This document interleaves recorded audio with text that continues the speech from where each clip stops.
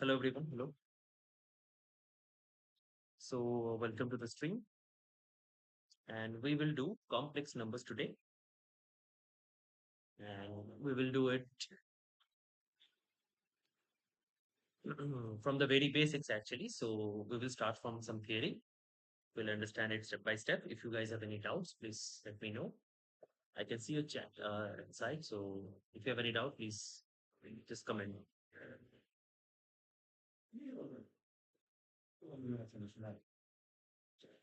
Okay. So complex numbers.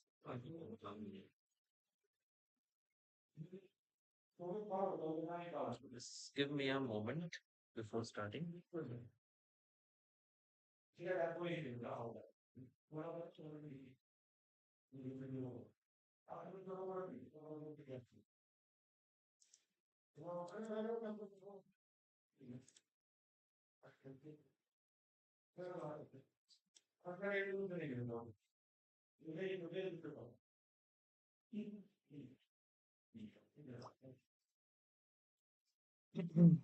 Okay. So now let's begin.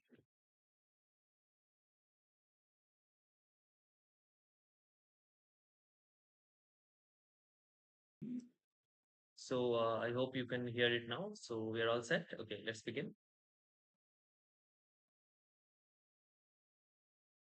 So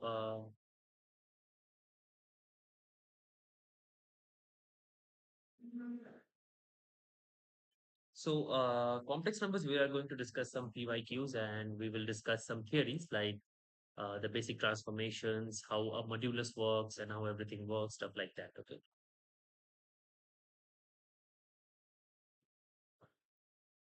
So hello Prince Raj, hello Pranjal. So you're going to class 10. Okay.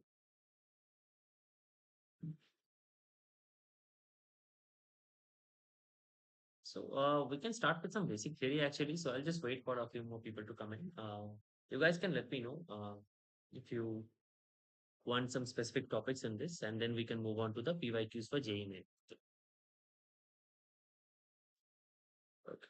So anyway, so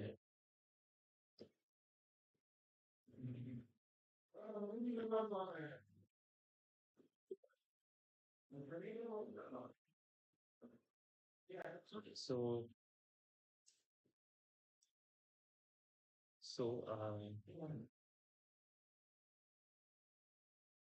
complex numbers.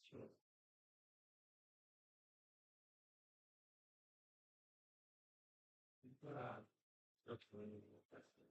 Yeah, hello. Okay, so let's move on to some. So, what do you guys would prefer? Like, should we do some basic theory first, and or should we just jump right into the questions and get explanation step by step? So, what do you guys would prefer?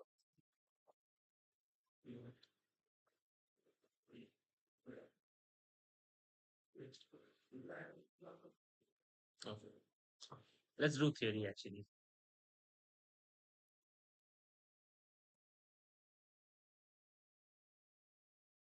Just give me a moment. I just need to set up something.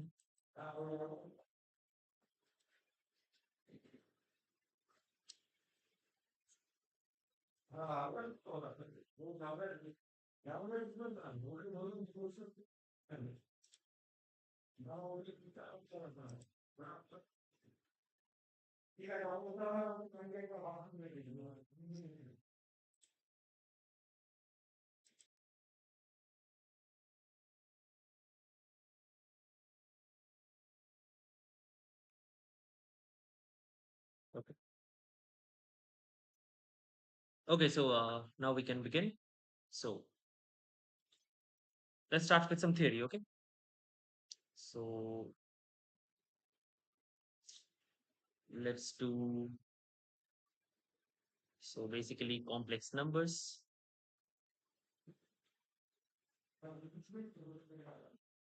And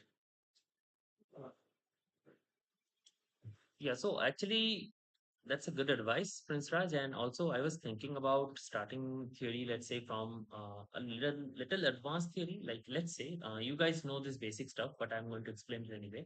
So, a complex number z is basically a plus ib, right? Where I is given as root over of -1, which is the iota or the imaginary unit, where a and b are real numbers. The real part of z is known as a, which is a real number, and so is the imaginary part of z, which is also a real number, and it is given as b. Okay. Okay. So now what we can do is from this we can establish two important things that I'm trying to see here. So z bar is something. It's also a complex number. It's called the conjugate of z, but this z bar has some special properties. First of all, it is called the conjugate because once you multiply a complex number with its conjugate, it will always give you a real number. That is why it's called the conjugate. It works the same like in surds, right? So z into z bar basically gives you a plus ib multiplied by a minus I. If you apply the a plus b into a minus b formula, this would give you a square minus, so your this is your ib, right? So ib whole square. And this would give you basically a square plus b square. Now we also define the modulus of a complex number as the square of the real part plus the square of the imaginary part. And as you can see, the real part is a and the imaginary part is b. So this is basically a square plus b square, or in other words, z into z bar should basically be mod z whole square. So the identity z into z bar equals to mod z whole square is very important. Also, two more important identities in terms of the conjugate would be simply real part of z is z plus z bar by 2, and imaginary part of z should be z minus z bar by 2. Okay. So this should be the basic starting point for complex numbers.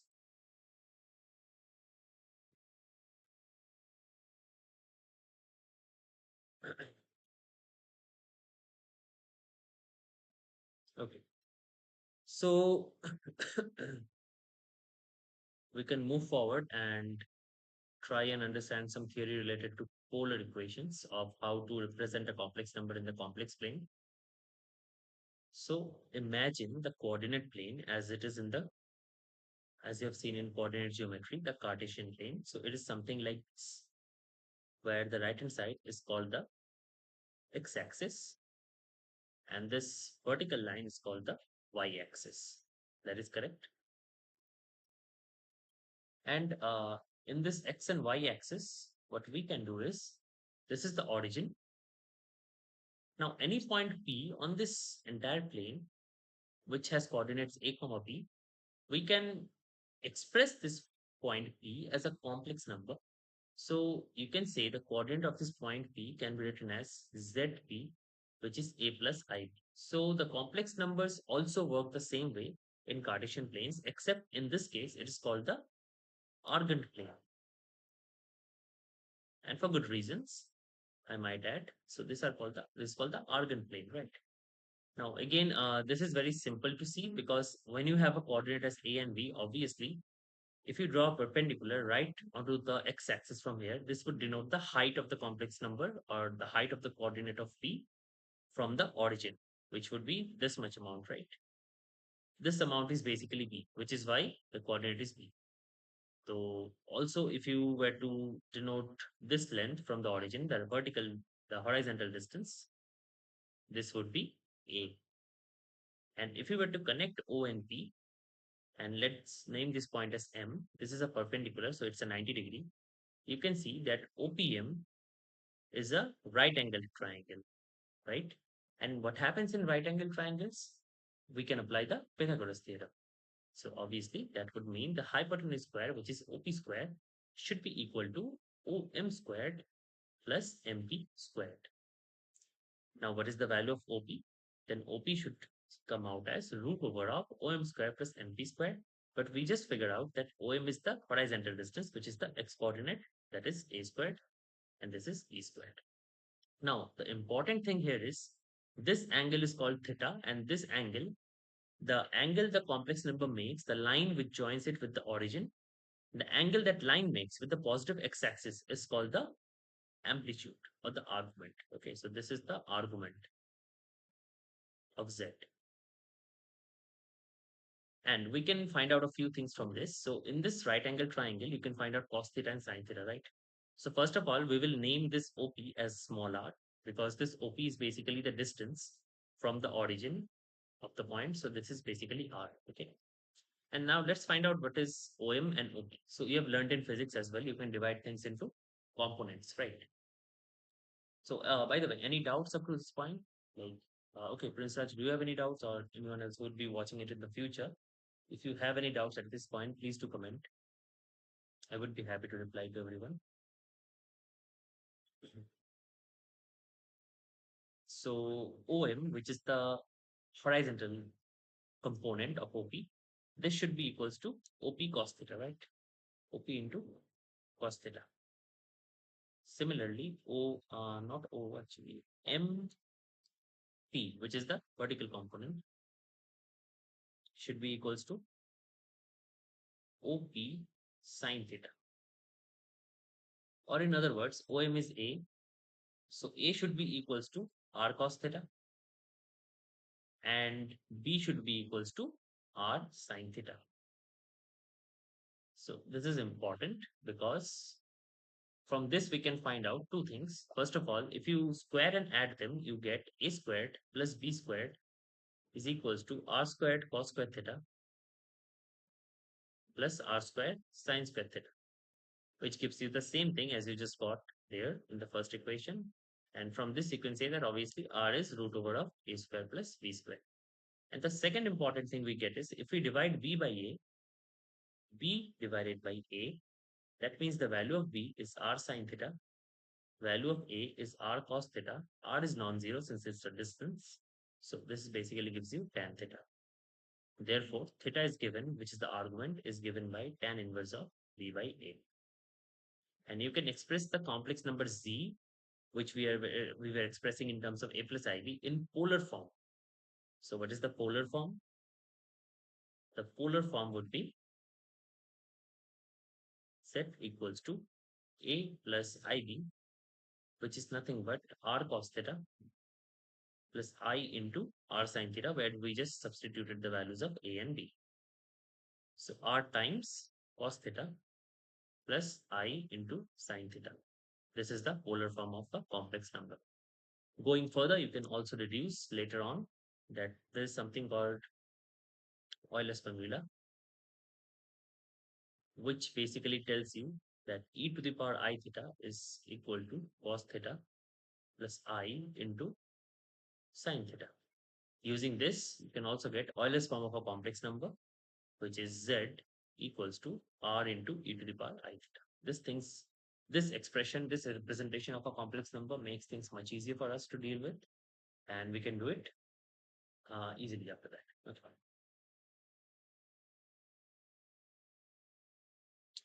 Hi, Manas. Actually, PPTs, I didn't make PPTs because there are a lot of things that left unnoticed, right? Because here I can write freely, so I prefer this mode. And even if a doubt comes up, like someone has a doubt or something, you guys have a doubt, you want me to solve a specific problem, maybe it becomes so much easier to solve it here rather than, just do it in the PPT, because PPT limits the content a lot. So here we already have, I already know what to do, and then we can just go by flow, right? We can just go by the flow here, like complex number, arguments, representations of a complex number, forms of a complex number, Euler's formula. And now if someone wanted to understand how this formula came into being, I can also explain that here. So that is why I chose this. But yeah, I'll try to probably do PPTs as well. Thank you for the suggestion. Okay, so let's revise a little bit here what we did. So basically we started here. that a complex number z is equals to a plus iv, where I is root over minus 1. This is also called as iota. And then this a is called the real part of z. So basically, a is a real number, and b is also a real number, but it is called the imaginary part of z. Okay. Now, z is equals to a minus ib, and it's the conjugate. So why is it called the conjugate? To find the conjugate of any complex number, you simply have to replace I by minus I. Correct.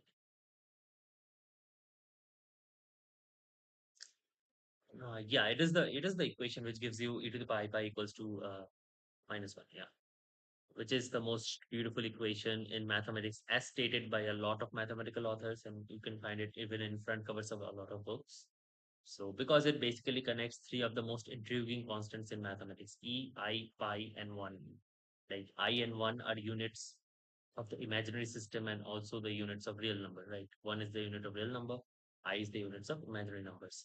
E is Euler's number, and pi is probably the most mysterious number there ever is. So it connects all four. So yeah, that is why. And the equation is a simple one. Okay, so then we found out that okay, z into z bar is conjugate, and if you multiply a complex number by its conjugate, you simply get the square of its modulus value. What is the modulus value?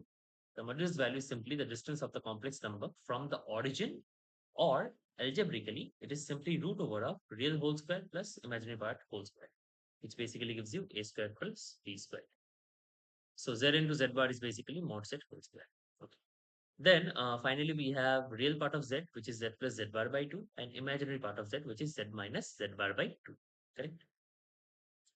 And then we got into this polar coordinate thing where you can express a complex number p as a point in the Argand plane with coordinates a comma b, and this complex number can be represented as a plus ib. So if you were to draw a line to the origin, which we call as OP, and named it as R, so let the distance be R, and this angle be theta, which the line makes with the positive x-axis. From that, we can deduce a few things. First of all, OM is OP cos theta and MP is OP sin theta, right? And then A is R cos theta and B is R sin theta. This can be reduced since OM is A, as you can see here, because this is the length of the x coordinate, and MP is B. Correct. So MP is B, OM is A, and from this triangle, you can see OPM triangle, you can see that this is angle theta. So cos theta should be OM by OP, which basically gives us OM equals to OP cos theta. Similarly, MP equals to OP sin theta. Put in the values, you get A equals to R cos theta, B equals to R sin theta. Square them, add them, you simply get A squared plus B squared equals to R squared cos squared theta plus R squared sin squared theta, which is nothing but R squared, because when you take R squared common, you apply the simple identity sin squared theta plus cos squared theta is 1, right? From that, you get R equals to root over A squared plus B squared. Remember, there should not be a negative root here because R is a distance. Distance cannot be negative. Now, to get theta, you simply divide B by A, you get tan theta, and you get theta equals to tan inverse of B by A. The polar form of a complex number thus can be written as a plus ib. Now you found out that a is r cos theta and b is r sin theta. So r cos theta plus I into r sin theta. And finally, you have r whole into cos theta plus I into sin theta. An additional thing we discussed was the Euler's formula, which is e to the power I theta equals to cos theta plus I into sin theta. Applying this here simply gives you the Euler form, which is basically z equals to r into e to the power I theta. Okay. So this is your form. So like complex numbers is not hard, but these are the basic formulas that you should understand before giving your JEE mains, which is coming up. Those who are giving JEE mains, which is coming up, let's say this January, right? So you should be prepared to do sums which extensively uses this formulas, and you have to apply not necessarily the Euler's formula, but the Euler's formula will make your life a lot easier in a lot of questions. So, is there any doubt anyone has about anything here, or should we just move on? It would be helpful if you could write in the chat about this. So, otherwise, I will just move on to the next one.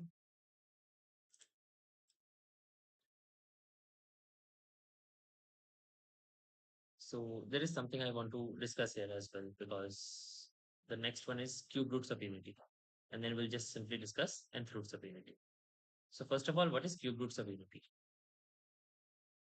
So we are going to understand this very carefully and thoroughly today. Okay. First of all, we take the equation x cube equals to 1. Now, one obvious solution is x equals to 1. But as from algebra, we know that an equation of degree n will have basically n solutions, right? So this equation must have two more solutions. But what are the solutions? We can find it like this: x cube minus 1 equals to 0.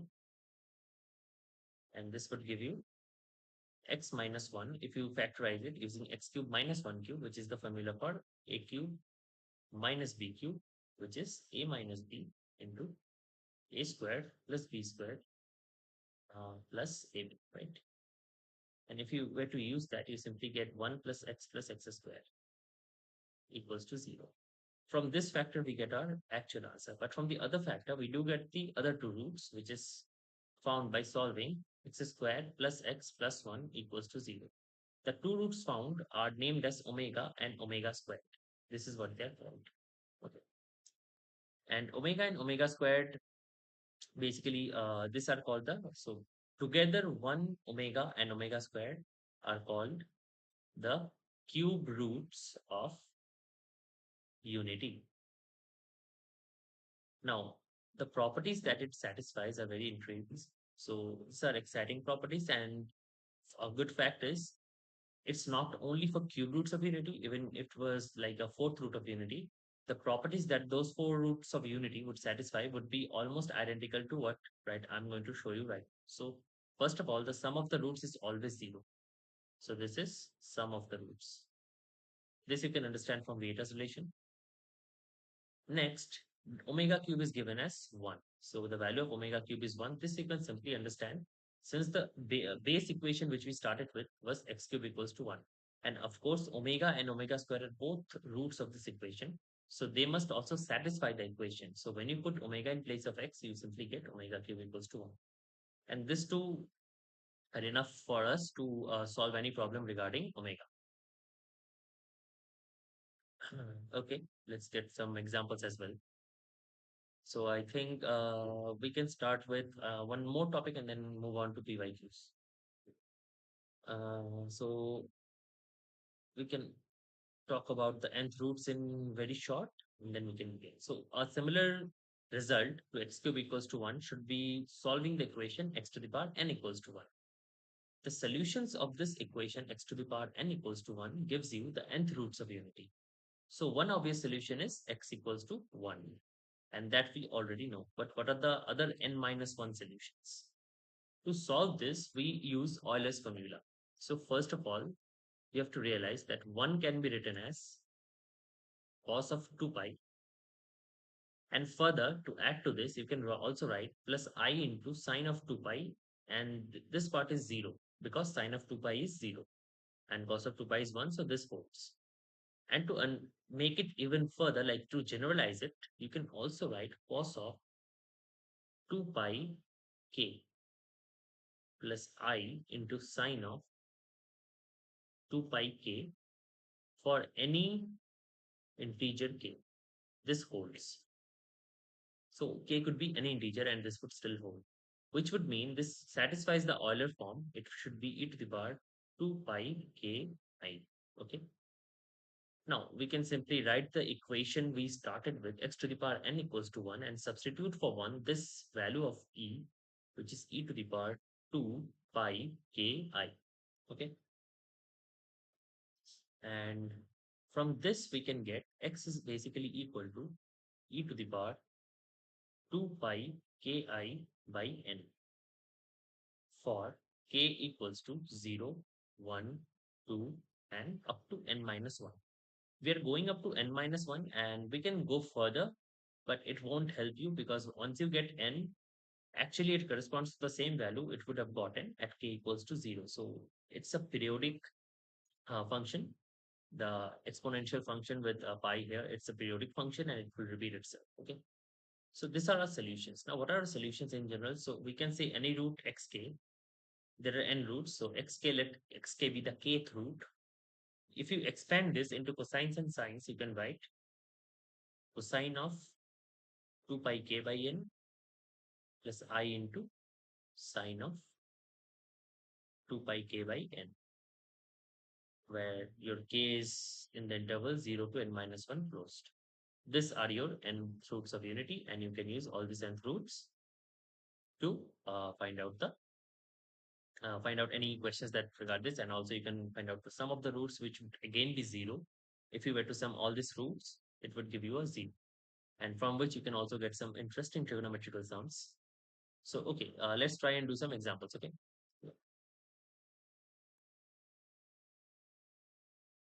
Okay. So, let's start a new page and make it a PYQ. Okay, so let's start with this one. Let's start with an easy one. Number one, let mod z is equals to 1, and we are given a number, let's say t, which is equals to z minus 1 by z plus y. And obviously here z is not equals to minus 1. We are sure that this t is defined and z is a complex number. Then what is the real part of t? This is our question. So this is the question we want to solve here, and you would see that how this question can be solved very easily using Euler's formula. But we can do it in any way. We can do it simply by rationalizing and doing stuff like that. But once you see mod z equals to 1 in any complex number question, without hesitation, assume z as e to the power I theta. So remember this rule. If you see mod of z is equals to 1, you can always assume what z equals to e to the power I theta. So z equals to e to the power I theta always as mod z equals to 1. And any complex number with a modulus of 1 can be expressed as z equals to e to the power I theta, right? And if you take the mod of z, you can see that e to the power I theta's mod is also 1 because cos theta plus I sin theta. You can check it out as an exercise. Okay, so what happens if you take z equals to e to the power I theta? Your expression t simply becomes e to the power I theta minus 1 by e to the power I theta plus 1. Hello Karthika, and welcome to the stream. And everyone else, I may not have seen you. Welcome to the stream, and also let me know if you guys have any particular questions that you would like me to discuss. They could be regarding integration, they could be regarding complex numbers. Okay, so we have t equals to e to the power I theta minus 1 divided by e to the power I theta plus 1. Okay. Now, how can we solve this? So is there a way we can solve this directly, or do we already have to, do conjugates and stuff like that? So obviously, one thing you can do is you can break e to the power I theta into stuff, or the other thing you can do is you can multiply by the conjugate of this in the denominator. Remember, to find the conjugate of any complex number, simply multiply, make the coefficient of I minus I. So what I mean is this, let me show it here. So if you have a complex number, let's say f of a plus ib, but f is any function, okay, f is any function. Its conjugate is simply f of a minus ib. You just have to replace I with minus I. That is it. So here the conjugate should be e to the power minus I theta plus 1. We are multiplying up and down with e to the power minus I theta plus 1. This would be e to the power I theta minus 1 divided by, and this one would be e to the power I theta plus 1 into e to the power minus I theta plus 4. Let us simplify this. So t should be equal to, if we multiply this, we get 1 minus e to the power minus I theta plus e to the power I theta, and then a minus 1. And then in the denominator, we get e to the power I theta into e to the power minus I theta, which is 1, plus e to the power I theta, and then plus e to the power minus I theta, and then also a plus 1. In the numerator, we basically have e to the power I theta minus e to the power minus I theta. In the denominator, we have 2 times 1 plus e to the power, basically not 2 times. It's basically 2 plus e to the power I theta plus e to the power minus I theta. Okay. Now, again, something I want you to remember by heart is this. Yes, it's the Euler ring. That is correct. Remember this by heart. Do not forget. Sine theta can be written as e to the power I theta minus e to the power minus I theta whole divided by 2I. Always, sine theta can be written as this. This is an expression for sine theta. Okay. Similarly, cos theta would be written as e to the power I theta plus e to the power minus I theta by 2. Remember this too. So if there is a minus and that it has been divided by 2I, it is basically sine theta. If e to the power I theta and e to the power minus I theta are summed like here and divided by 2, it's a cos theta. Okay. So t should be equals to, you see in the numerator, it's basically e to the power I theta minus e to the power minus I theta, which should be 2I sine theta, correct? And denominator is basically 2 plus 2 cos theta. We cancel all the 2's. We get I into sine theta by 1 plus cos theta. And this is a purely imaginary number, isn't it? So this number does not belong to real part. So the real part of t should be 0 because t is completely imaginary. So real part of t should be 0. And this should be our answer. Z plus z by 2.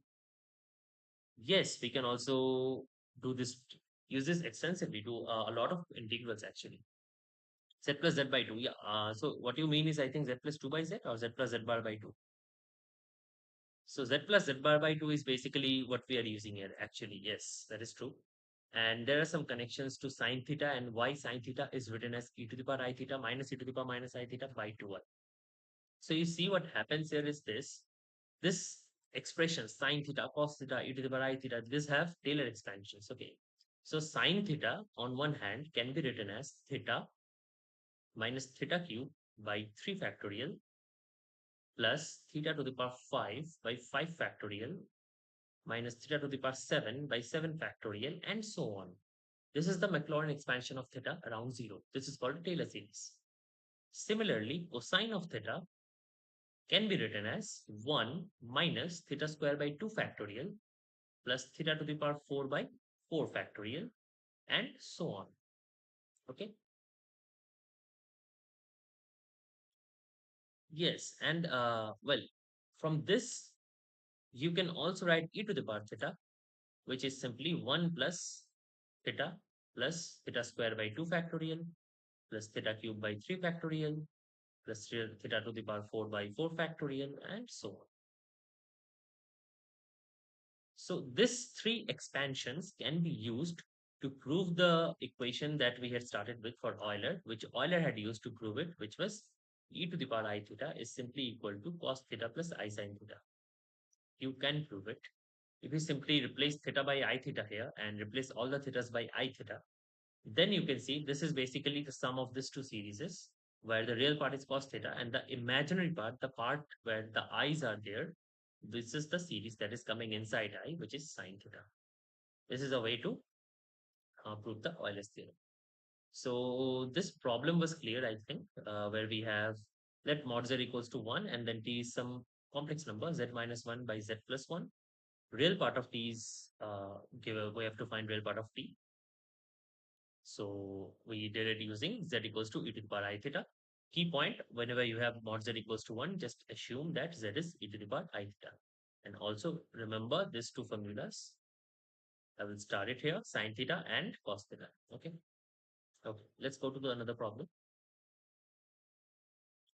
So let's try a problem like this. Let's try a problem with, cube roots ability. We haven't tried cube roots ability yet. So let's say we have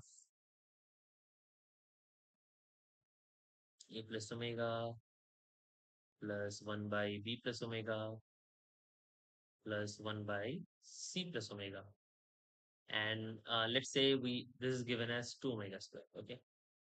And like omega is a cube root of unity, and we are also given in a similar way. So I would just write it with summation here, or I would just expand it. So if you have difficulties in understanding summation notation, I will simply write it here, b omega square and 1 by c plus omega square. And this is also given to be 2 omega because, well, omega and omega square are kind of interchangeable. You would see this kind of symmetries everywhere. We need to find the value of 1 by a plus 1 plus 1 by. b plus 1 by c plus 1. So this value we have to find. Okay.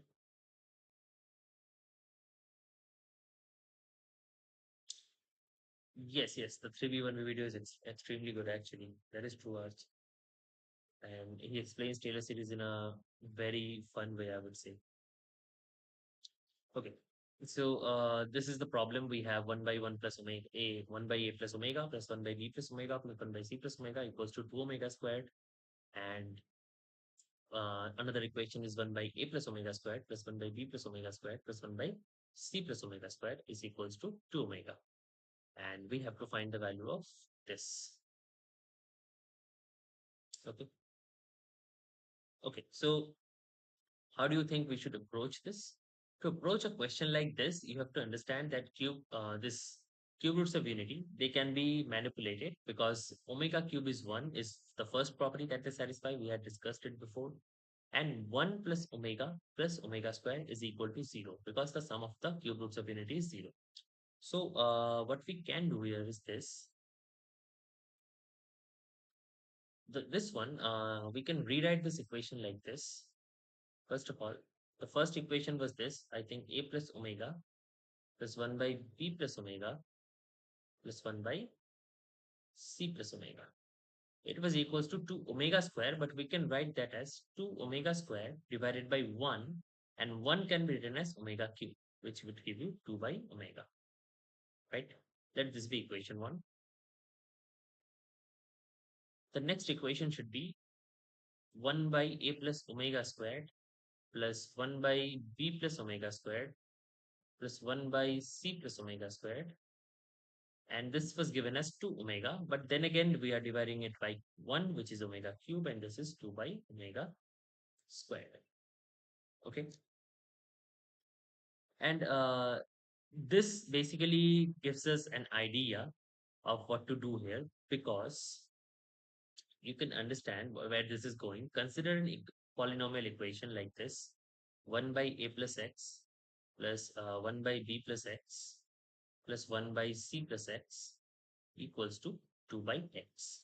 Consider this equation. This equation has three roots, right? Because it's a cubic equation.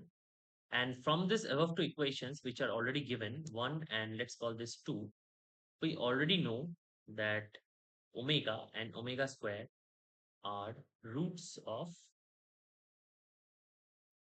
this equation. So we already found like two roots of this equation, right? That is true. Now, what do you think we should do next? Like, okay, we know there are two roots, omega and omega square, and we know the polynomial. What else do you think can we do?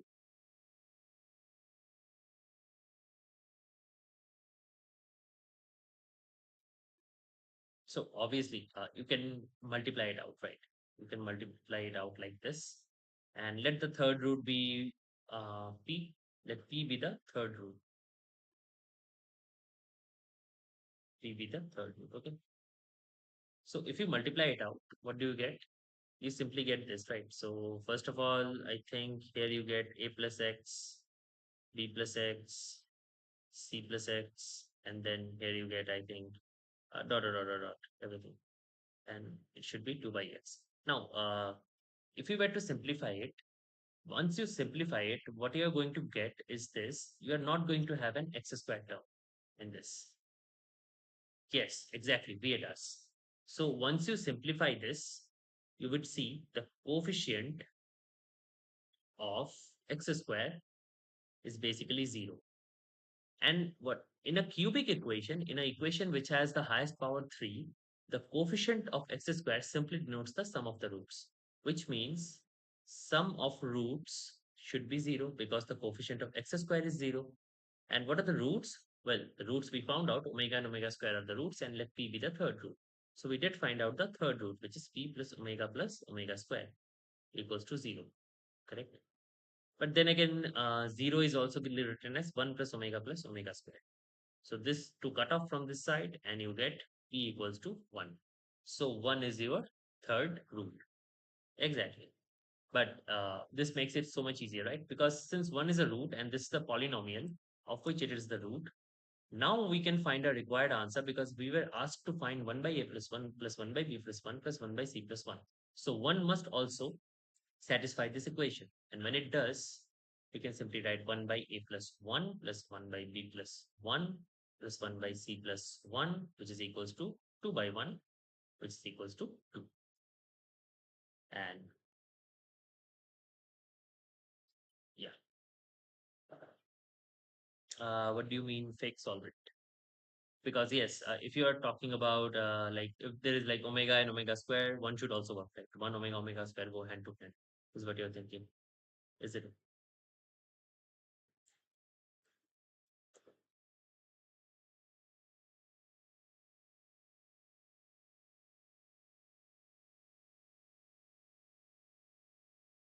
Yeah. Well, the thing is, I do not know if this was in a recent paper, but it was definitely from one of the JEs. It could have been that it was from some older version of JE where they had like subjective problems. Okay. And okay, let's move on to another problem. A good, let me find a good one actually.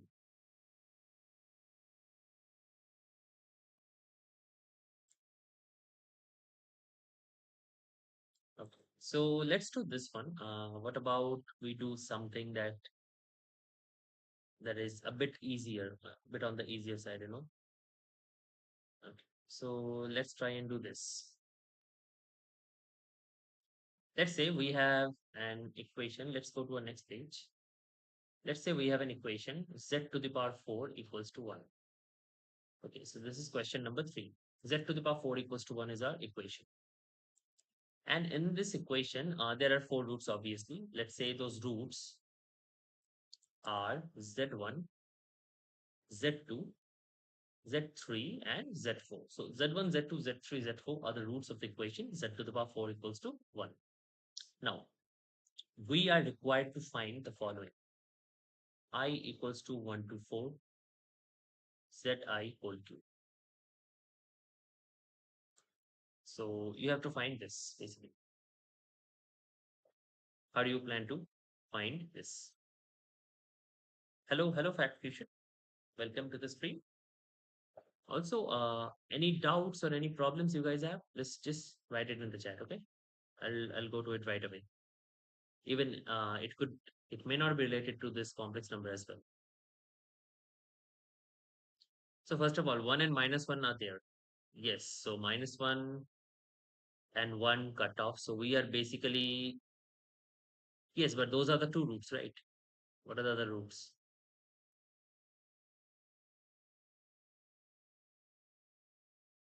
1 and minus 1 both are roots of z to the power 4 equals to 1. That is correct. And yes, exactly. Eigen minus. So for this equation, let me just explain it. So for the equation z to the power 4 equals to 1, the four roots are what? These are 1, minus 1, I, minus I. And we were asked to find the sum of the cube of the roots. So this is equivalent to say that we are asked to find 1 cube plus minus 1 whole cube plus I cube plus minus I whole cube. 1 cube and minus 1 whole cube should give you a 0. I cube and minus I whole cube should also give you a 0. The answer should be 0. Correct? I hope this was clear to everyone. Because the funny thing here is like whenever you have an equation which is even, okay, so if you have an even powered equation, if you have a root x that satisfies it, minus x is also going to satisfy it. So in general, understand this. If you have an equation like this, f of x equals to 0, and you have the property that alpha satisfies f and minus alpha also satisfies f. Or in other words, f is an even function. If f is even, what does even mean? If you have f of x, it should be equals to f of minus x. So if this happens, then The roots, there are basically even number of roots. This equation has even number of roots if they are finite. And this sum of these roots, let's say there are n roots, two n roots, I would say. And this sum of the roots, if they have, let's say alpha i's are the roots, okay? Let's say alpha I are the roots of this equation. Then any odd power of alpha I, if you add them up, this would always give you a zero. Why is that? Because for every alpha I, you also have a minus alpha I. So just you can pair them up together, correct? Okay, okay. Yes, Arsh, that is correct. Pair up and cancel. That is true. Okay. So let's try another simple example. So let's say we have a simple sum like this. Let's say we say that alpha 1, alpha 2, alpha 3, and all the way up to alpha n are nth roots of unity. Nth roots of unity. In simple terms, basically this n numbers are the roots of the equation x to the power n equals to 1. Okay. Now, what is the value? And I think this was again from one of the past JE papers. I'm not sure if it was JE main or JE advanced, but yeah, it was from one of the past papers. So 1 minus alpha n. What is the value of this quantity? Let's call it P. What is the value of this quantity? P. There could be actually, I myself have seen this problem, this kind of a problem before, and not this one. This is pretty easy, but like there are adjustments that have been made to this kind of problems to make it harder and obviously use it in some punched up question. I can't remember which one, but yeah, I've seen this one before. Anyway, so we have to find this like product here. How do you think we can find this product? 1 minus alpha 1. So you're saying that x to the power n minus. Mhm. Yeah. So you're saying that we can apply x to the power n minus 1 by x minus 1, which is equal to the geometric expansion, like 1 plus x squared plus x to the power n minus 1. And then like set x equals to 1, I assume you're meaning limit x tends to 1 on both sides.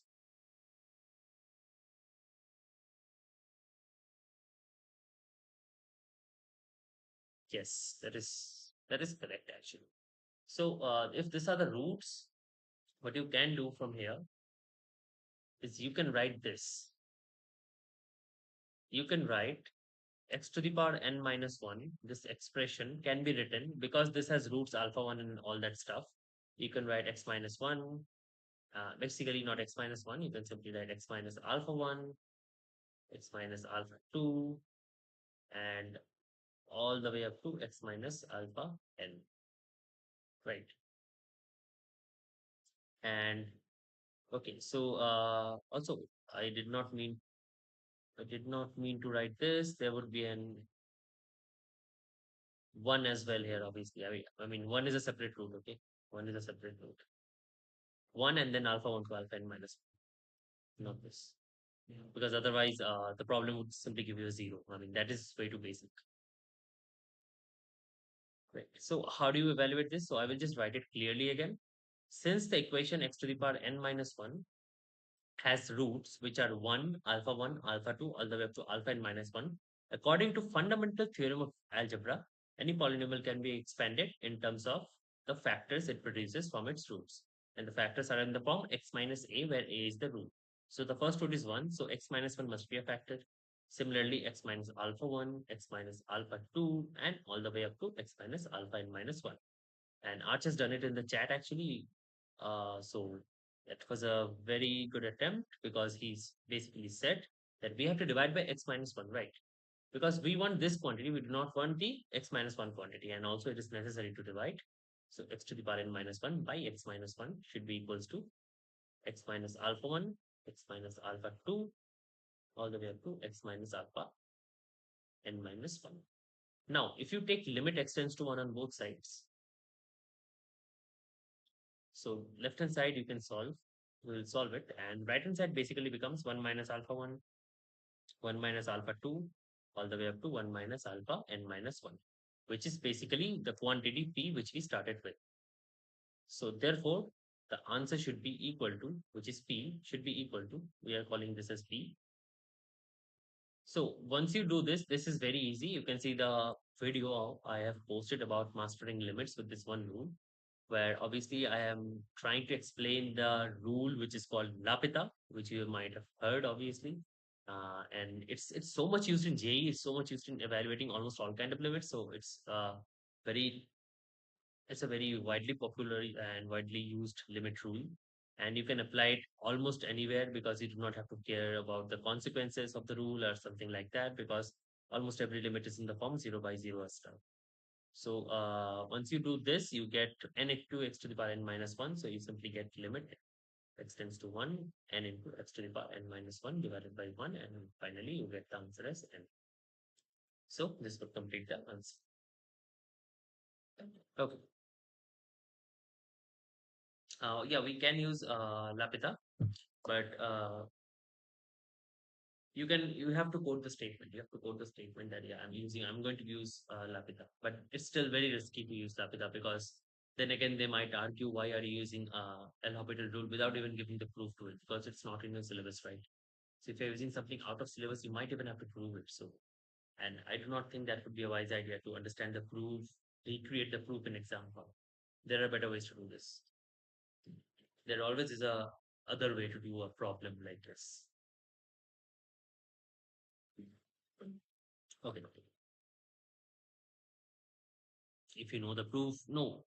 The proof will not be what a Wikipedia article is going to give you or a book is going to give you, kind of. The proof is going to be using epsilon delta. So if you understand real analysis completely, go ahead and prove it. It's fine. If you think you're at least a tiny bit unsure about it, no, it would be a straight zero.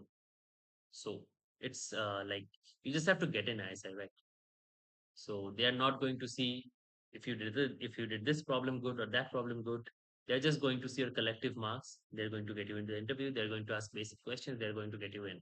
You just have to get in. The goal should be to get in, and then you can do all sorts of things with maths. Not before getting in. No need to do. Just do the basic stuff and get the exam completely.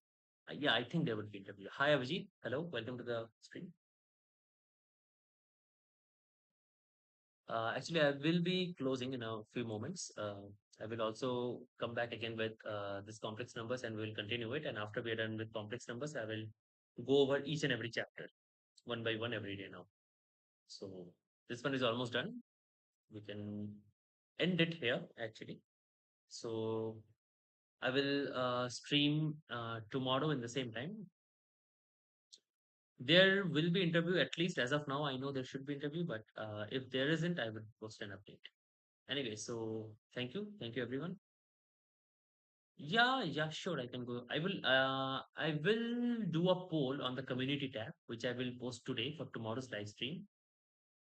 And you guys can post your, and I will also post a page where you can post your queries, any problems you want me to do on the live stream, any of your doubts, anything. And that live stream would be scheduled, I think, 7 p.m. same tomorrow, 6 or 7 p.m.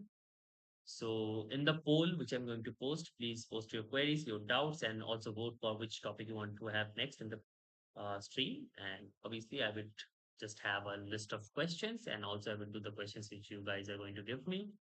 So it should be good. Transformation, it was lengthy. I see. Yeah, I understand which one you're talking about. I probably have made a video on it. I don't remember. I might have. Okay, so the PYQs were good, right? Today we did a bunch of problems, like 3, 4 problems, and we did a bunch of theory, like this one. We did a lot of theory from here, where we understood the complex numbers from very basic. So anyone who is joining new here, you can go back to the almost like 5 minutes into the stream, 5, 6 minutes, and I have explained everything here, how complex numbers work, how everything works, and then we have all this examples. So basically, I explained all these examples, all this machinery of complex numbers, and then we moved forward to the point where we did PYQs. So going to the PYQs, we did all of these sums step by step. I explained how the Euler formula works. I explained a lot of things. Hello, Spinic. Hello, Abhijit. Yeah, Abhijit, I think I replied you. Yeah, we can actually go sequence series next, but that would be on the poll. So let me know. Hello, Spinic. Uh, yes, I will do another complex number session once we get to the loop, like, so what I'm going to do is I would try and do this kind of sums and I would try these chapters on a loop. So once I'm finished with, let's say, this whole series of chapters, we can go back and we can start again from the beginning. So that's what I'm saying. With software, it's just OBS. It's just OBS for streaming and OneNote for notes. Yeah, a simple setup. Yeah, no complications at all. Okay, so what about we do another problem before leaving? Is that okay? We can do one more problem. If you guys are okay with it, we can do just one more problem and then I can end it. But it's up to you guys. Yeah, sure. Okay. So let's do one more problem here. So let's try something like, so first of all, whenever in exam you get trigonometric sums which relate to complex numbers, understand by this. What I mean is this. If you get a sum which looks like this, k equals to 0 to 6 cos of 2 pi k by 7. If you get a sum like this, understand this is a sum which is a trigonometric one and it has to be solved using complex numbers, is what I mean. So if you get like k equals to 0 to 6, where the summation upper bound of the summation is 6, and inside cosine or sine or tan or whatever you have, if the denominator is stating 7, which is one more than the upper bound, then it's sure short a sum which has to be solved using roots of unity. Why? If anyone is new here, they can just like go back to the stream and see where I explain the roots of unity. You would get it because we know that the equation x to the power 7 equals to 1 has 7 roots, right? And if you call the roots x1, x2, x3, all the way up to x7, those 7 roots, and the kth root can be written as cosine of 2 pi k by 7 plus I into sine of 2 pi k by 7, where k ranges from 0 to 6. Okay. So this means that the equation x to the power 7 equals to 1 has this 7 roots. But how does that help us get this sum? Well, understand this. First of all, the sum of the roots of unity is always 0, right? Which means the sum of the roots of this roots from k equals to 0 to 6, xk, is going to be 0. Now, if the sum of these xk's are going to be 0, that means the sum of the real parts and the sum of the imaginary parts are individually going to be 0. Okay?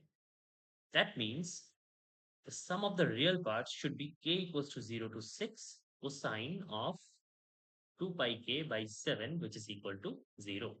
And you see, you can just identify right off the bat that, okay, this is the sum which I have to solve using complex numbers, and this is 0.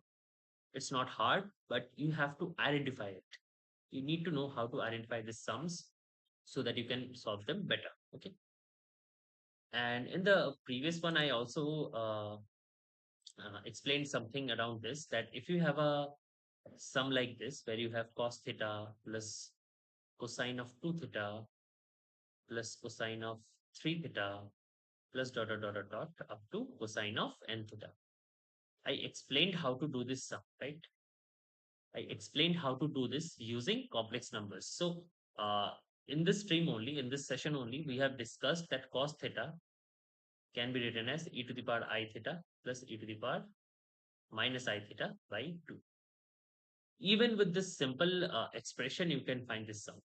We do not even need to write that cosine theta is basically real part of e to the power I theta. Even that works. So either way, t can be written as real part of e to the power I theta for the first term. For the second term, you can write real part of e to the power 2 I theta because cos of 2 theta, right? And then for the nth part, nth term, cos of n theta, you can write real part of e to the power I n theta. That makes sense. Pairing would also work. Yeah, I think pairing should work as well. I think so. Because in this approach as well, what we are doing is essentially pairing, but we're using the real part to make it look up much simpler. Now, real parts can be added together. Okay, so this is basically a bunch of real parts added together, which is real part of e to the power I theta plus e to the power 2 I theta plus dot dot dot dot e to the power I n theta. And now, do not be scared of this sum because this is a simple geometric series. If you see the terms, you see that the terms increase by a factor of e to the power I theta. Why? Take the first term, multiply it with e to the power I theta. What do you get? E to the power 2 I theta. This means again you multiply e to the power I theta with e to the power 2 I theta, you get e to the power 3 I theta. So it's a geometric series, right? And you have to simply evaluate this geometric series. You get a complex number in return. In that complex number, you just have to find the real part.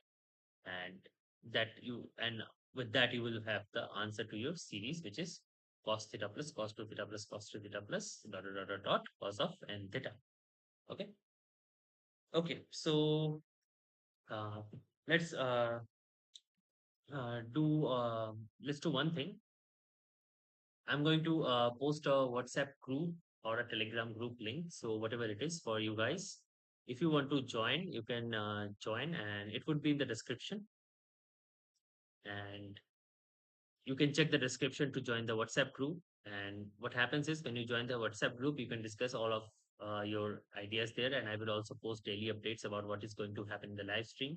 And I will also interact with you guys there. So do join the WhatsApp group from the description. And you will find it after the stream, or maybe it's already up there. I do not know yet, but it will be there. You can check back. So tomorrow we are going to do, I think, another chapter in algebra, or we might actually also do calculus. I want to keep algebra and calculus part by part. So we're going to do it parallelly, simultaneously. So today was, uh, I think today's session was very helpful because I myself feel that it was helpful because I did explain a lot of things and we discussed a lot of problems. So what do you guys think? Was it like helpful? Or do we have to do like more problems from next stream? So I'm also quite new at this, so that's why I'm asking. And also, I think we did this problem. This was a good problem subjectively, like using this idea of using polynomial equations was very good. Okay. And then also from next day, I would try to stream for like 3-4 hours and not like 1 or 1.5 hours because they've got some stuff to do. But for algebra, yes, Arch, that's what I was thinking, like polynomials, binomial theorems, complex numbers, and stuff like that. I will do all of this. And so I will basically finish algebra and I would try to do calculus probably in videos because you will see videos. In videos, you will find lots of problems explained very carefully. Videos will be short, but each video will explain a single concept which is going to help you. And add up all the single concept videos, like let's say add up hundreds of them that you're going to get. That is going to make literally teach you a whole syllabus of maths.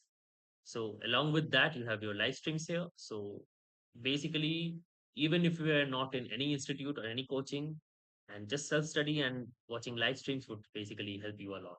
I mean, that would be enough or sufficient. Yeah. So okay. So let's join back tomorrow. Okay. Tomorrow, and I will put a poll in community. And also join the WhatsApp group. You have the link in the description. You can join the WhatsApp group there.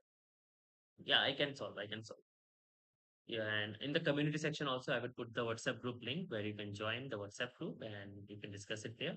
Whenever we go live, I would just put it there, and we can also discuss which topics to discuss in the live streams, what questions you might have. Okay.